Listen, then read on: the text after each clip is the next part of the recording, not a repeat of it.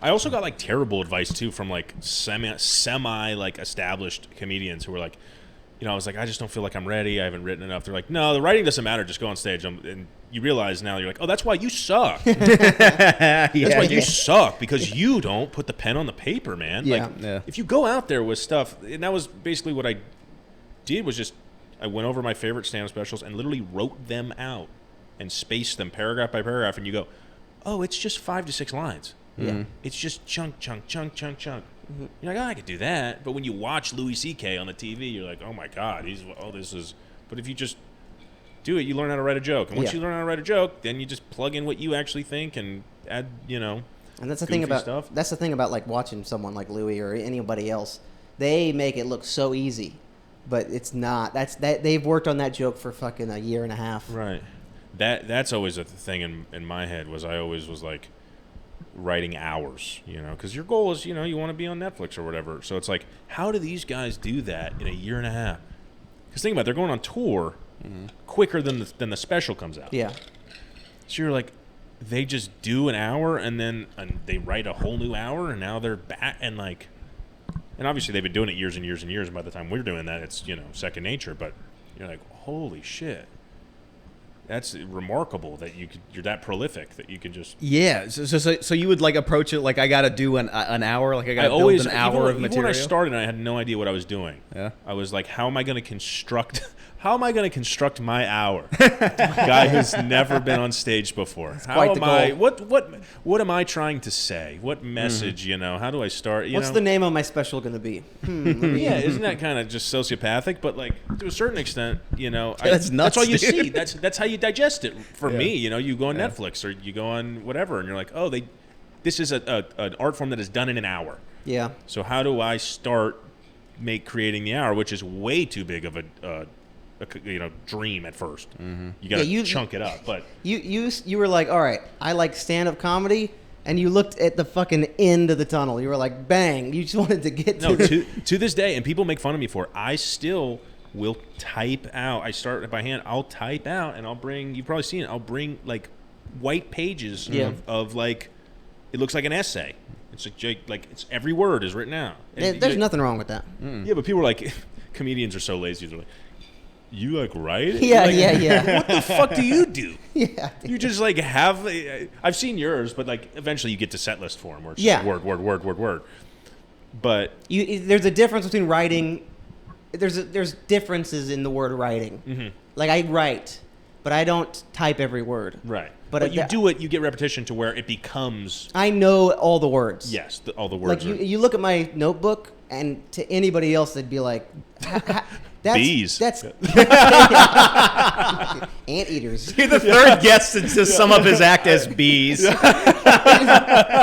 just fucking dumb animals. That's my whole act. I love the Noah's Ark joke so much. Oh, thank you, brother. But yeah, so like the notebook will just say Noah's Ark, and they'll go like, "What the hell?" But I know that's a three minutes in that just 2 words, Noah's Ark. I'm like, I know the whole 3 minutes of the joke. Are you the same way? Yeah, but it doesn't start out like that. Like I have a couple of bits that I'll sit down at the computer and like I'll fully write out like line by line. So you do like I do, right? Okay, yeah, sometimes, and then other times I'll just be like time travel. And I'll know what I want to say about like this weird time travel joke. But like after a couple of months, everything that I want to do on like a show is condensed down to like 8 or 9 bullet points. Right. And it's like the whole joke is in that one sentence. Presidents are weird, something like that. And that's where you want to get to, where you just know it so well that all you need. Oh, that. Okay, boom. Because it starts out as like, Noah's Ark, eels, electric eels, bees. Isn't this weird? And then I take that to a bunch of open mics, and then it slowly. I don't need to remember the little dash underneath, and it slowly gets compressed just into Noah's Ark to where I look at Noah's Ark and I'm like, that's done. I know it. I know it. Were you guys always like good when you first started? Not where you are now, but like you're like, oh no, I got some laughs. Like I have something here. I was always pretty good. Yeah, from the very first couple times. Well, my first mic was good. Yeah. For a first time ever, even speaking into a microphone to people. Yeah. But then I bombed my second mic. Really? I bombed my second, my third, and even my fourth. But I always had a bit of a natural, like, sense of looseness and and I'd get laughs, not even on my jokes, but just kind of like making fun of myself and shit like that. Right, and your cadence and everything too adds to it. Yeah.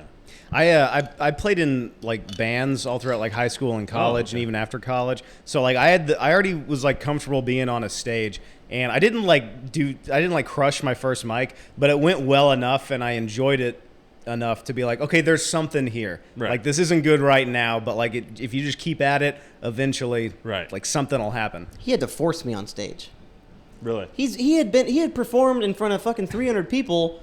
Oh wow! Fucking as a young buck, fucking 40 times. Like I don't even more than that. A bunch of times. Yeah. And he was just like, "You just go up there," and I'm like, "You just go up there." Yeah. And it was. I was like, "What do you mean you just go up there?" Are you a nerves guy? Do you get nerves? Only in the mornings. Yeah, the shakes. Yeah. No, but do you get nervous before you go on stage for stand up? Yeah, I've talked about this before. I don't know like why I do this, but like if I have like a really big gig coming up, I won't think about it like the entire week, and then like from the moment the host goes like, "This is a very funny guy coming to the stage," that walk from there to the stage, I experience all the week's stress in this one big like, and then I have to go up and like do the rest. That's do good the if whole you can set. sit there and not feel it, because as soon as I walk in the place, it's like, all right, you're locked the fuck in. But I was going to ask you, what's more, I guess, nerve-wracking or whatever you want to call it, stand-up, waiting to get on stage, or music? Oh, stand up for sure. Really? Yeah, because music, you have you're holding something, you have a guitar to like hide behind, and it's you and like your bass player, your drummer. It's like there's like the shared. But you're also like thing. you have to like do the chords or sing. Like it's more athletic than stand up is. Like you have to actually perform. Yeah, but also you know exactly what you're gonna do. Yeah, you know how the show's gonna go because you've been practicing in a garage by yourself with no one watching for 6 months. So like you know how the whole night's gonna go. Whereas like I can't stand in the living room and go, fucking, like how presidents are fucking odd. Like I can't practice. I can't work that out. No.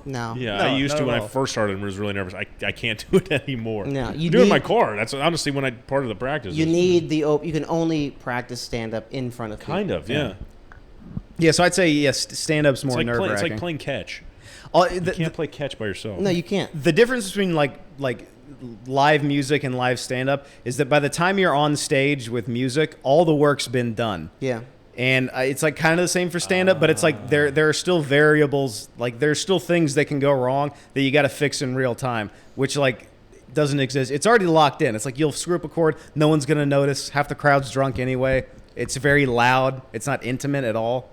Yeah, live music is just the greatest, though. It was also punk rock music, so like fucking up and like having a beer on stage also kind of plays into it. Yeah, that helps. Yeah, it was encouraged to kind of be sloppy. But yeah, no, stand-up was way more intimidating to get into. But that whole putting it off until your name gets called, you're going to have a heart attack at 38 and fucking die. You think so? I don't think that is. You think I should start stressing about it a little bit more? Yeah. All right. How do you, because spacing out the stress. When I get that text, hey, can you do this show in a week and a half?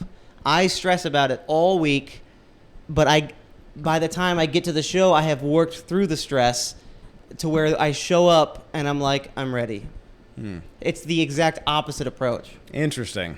And they both work, but I'll live to my 70s and you will die. I'm fine with that. In 3 years, you're going to die. How do you deal with it? You get that text, hey, can you jump on this show next week? Is it immediate? I get a sudden jolt. Yeah. Like, oh fuck. Yeah, same. Because I'm not the guy. I don't have like a 10 or 5 minute that I can do anywhere. Drop of the hat, anytime. Hey, dude, can you do that? Like, that's not the way I work. I like mixing it up. I like doing things. I'm always writing. So you never do like the same top to bottom set twice? I've never done the same top of bottom twice ever. So I have to like think about it, and I have to rememorize shit. Not the jokes necessarily, but like the order in which I'm going to do them. And maybe there's some new ones in there. But if I was smart, I would have a 5 anytime, anywhere. You can do it. A 10 anytime, anywhere. A 15 even though I've never been asked to do 15 anytime, anywhere. I think that's a better way to do it though, because like you're constantly on your feet. You're constantly churning through. Yeah, like, but material. it is more stressful because and we're all procrastinators, so I'm not like. Yeah. I'm not like practicing for 6 months in my garage. Yeah. You know what I mean? I'm like, I know these jokes, and then the night before you're like, fuck, Yeah. wait, what? And you're flubbing it like on the car ride there. You're like, I'm flubbing this fucking joke on the way here. Like, I hope it doesn't. And then you go on stage and it's fine. Yeah. Once you're up there, it's like fine. And the more jokes you write, the more that you have to pull from. Like, But you've got some A jokes that I've heard you do a couple times. You pull out. oh yeah, no, I have jokes that I'll do, but like the order in which they're done, I still try to figure out and. Yeah, I've only got a couple jokes that kind of run together. But I'll go, if I'm doing like a new spot, I'll mix it up and throw some new, throw some old in Right. there in no particular order. Do you sit down like before a big show and like write out the jokes that you're gonna do? I do it on my phone. Yeah? On the Yeah. notes app. Yeah, I see guys do that, but I'll always do that on my phone. But it's always like so funny and slightly annoying when you like finally ditch some jokes that you're like, okay, these aren't as good, and you kind of solidify a bit of a set list, and then you got a comic buddy who's like, hey man, do you still do that one joke? And you're like, I stopped. They go, dude, that's the funny. We all were talking about how funny. You're like, I just thought it was horrible, and now I'm not. So now I have to re-add it. Now I gotta try it again, and it bombs at an open mic. Right, and you're like, what the fuck is this guy doing? They're like, no, keep doing it. Like, Damn. okay. Yeah, I have this opposite problem. You know, EJ Straw. Yeah, Eddie Damstra. Yeah, is that LMU law school student? Yeah. Damn. I have this one joke that I'm just so like hard headed about keeping in the act. It's the moon landing one, and every show that I've done it at where he's been at, it never goes the way that I want it to. And every single show he comes up to me afterwards, he's like, "Dude, keep doing that joke. I fucking love it." Yeah, the one like that for me is the assisted suicide. Yeah. Oh, I love. Yeah. Is this room? Is this room 302? Oh, that way. Yeah. You did that one last night. That went over very well. Yeah, it did. But it's like the opposite problem. It's not like people being like, "Hey, that joke you used to do was pretty funny." It's like, "Hey, that joke that bombs all the time. I really like that. You should Yeah. keep doing that." Yeah, And yeah, you're that- You're like, okay, I'll keep. All right, yeah, I'll you're just like, keep bombing with fine, it. fine. You almost can't trust comics, even though they know comedy more than anybody. Like No. they're so twisted that they're like, you almost can't trust them for a general audience sometimes to give you real advice. You just need like your aunt to be like, that was funny. That one was a little too much for me. Like, I tell my mom jokes all the time. She's like, do you say these things to people? I go, yeah, they love it. It kills. I don't know how they would like this. Did you ever end up figuring out your Asian impersonation joke? Yeah, Is that- yeah.